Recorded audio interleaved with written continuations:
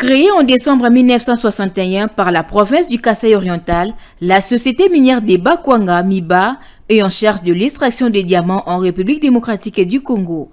Détenue à 80% par l'État congolais et à 20% par CIBK, société des droits belges, cette entreprise publique peut se targuer d'avoir été l'une des grandes sociétés contributrices à l'économie nationale. Dans les années 1980, elle faisait vivre 40 000 personnes employées et leurs familles. Minée par la mauvaise gestion, le délabrement des installations, le détournement et le pillage des ressources, notamment durant la guerre du Congo, l'entreprise a inexorablement baissé en activité. Au début des années 2000, la MIBA produisait en moyenne 6 millions de diamants par an.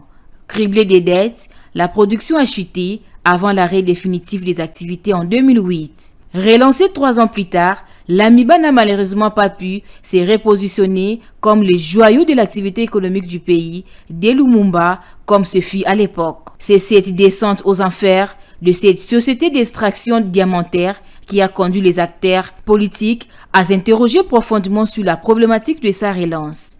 Sur instruction du président de la République démocratique du Congo, des réflexions ont été menées. Il y ressort un plan de relance évalué à hauteur de 453 millions de dollars à exécuter dans 5 ans, accompagné d'un plan d'investissement de 161 millions de dollars à exécuter dans 3 ans. Rappelons que le nouveau mandataire de cette entreprise vient de prendre officiellement leurs fonctions depuis leur nomination en juillet dernier par le président de la République, Félix Antoine Tshisekedi.